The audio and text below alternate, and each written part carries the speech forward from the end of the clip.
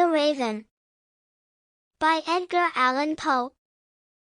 Once upon a midnight dreary, while I pondered, weak and weary, over many a quaint and curious volume of forgotten lore, while I nodded, nearly napping, suddenly there came a tapping, as of someone gently rapping at my chamber door.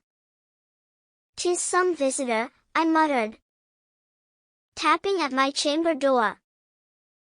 Only this, and nothing more. Ah, distinctly I remember. It was in the bleak December, and each separate dying ember wrought its ghost upon the floor. Eagerly I wished the morrow. Vainly I had sought to borrow from my books surcease of sorrow. Sorrow for the lost Lenore, for the rare and radiant maiden, whom the angels name Lenore, nameless here forevermore. And the silken, sad, uncertain rustling of each purple curtain thrilled me, filled me with fantastic terrors, never felt before.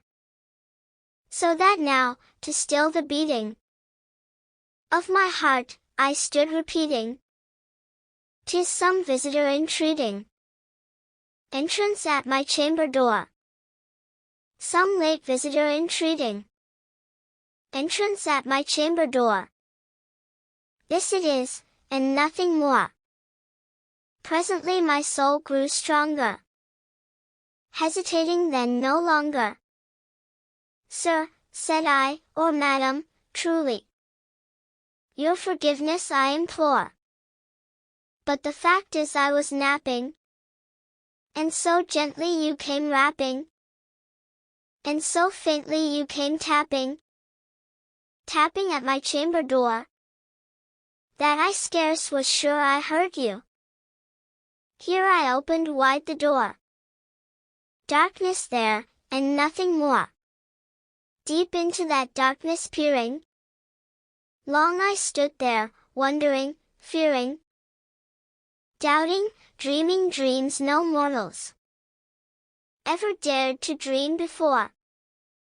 But the silence was unbroken, and the stillness gave no token, and the only word there spoken was the whispered word, "Lenore." This I whispered, and an echo murmured back the word, "Lenore." Merely this, and nothing more.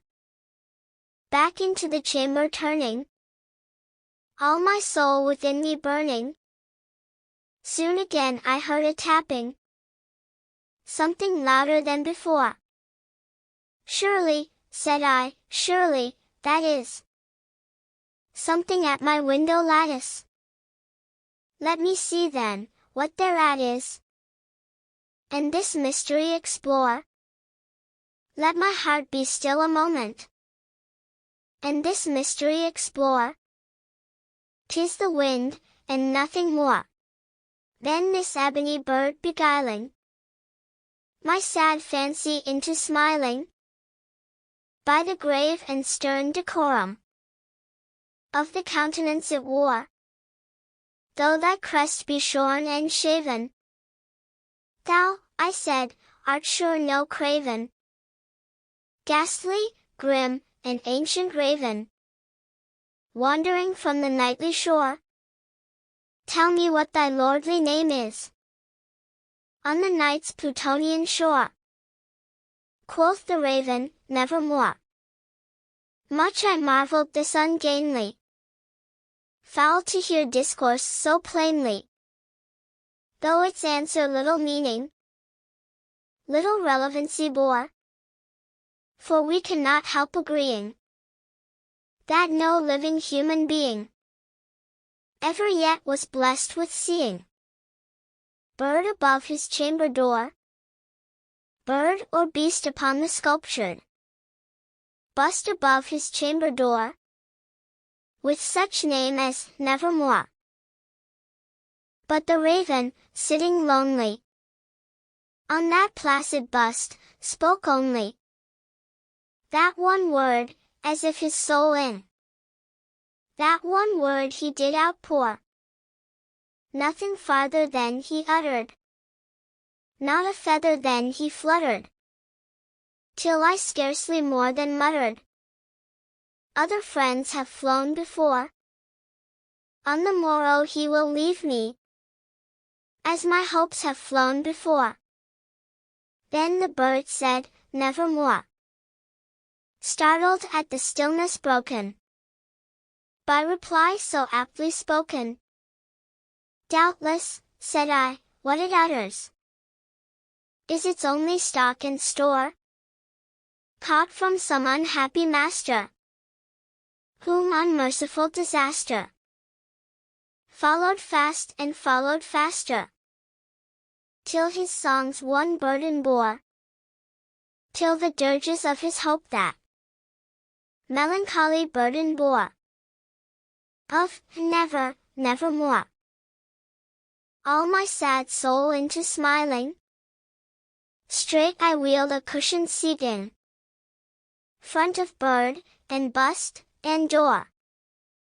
Then, upon the velvet sinking, I betook myself to linking fancy unto fancy, thinking, what this ominous bird of yore, what this grim, ungainly, ghastly, gaunt, and ominous bird of yore meant in croaking nevermore.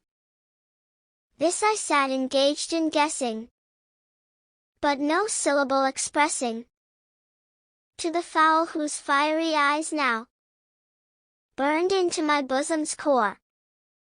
This and more I sat divining, with my head at ease reclining on the cushion's velvet lining, that the lamplight gloated o'er, but whose velvet violet lining, with the lamplight gloating o'er, she shall press, ah, nevermore.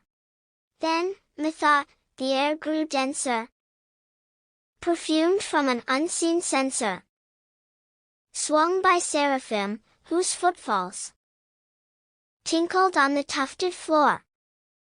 Wretch, I cried, thy God hath lent thee, by these angels he hath sent thee, respite, respite and nepenthe from thy memories of Lenore.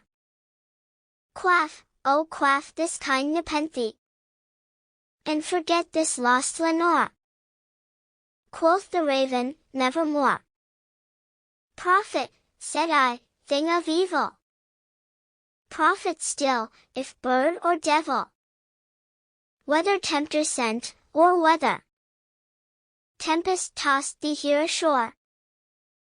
Desolate, yet all undaunted, on this desert land enchanted, on this home by horror haunted, tell me truly, I implore, is there balm in Gilead? Tell me, I implore. I, thing of evil. Prophet still, if bird or devil. By that heaven that bends above us, by that God we both adore, tell this soul with sorrow laden, if, within the distant Iden, it shall clasp a sainted maiden, whom the angels name Lenore. Clasp a rare and radiant maiden, whom the angels name Lenore. Quoth the raven, nevermore. Be that word our sign of parting. Bird or fiend, I shrieked, upstarting. Get thee back into the tempest, and the night's Plutonian shore.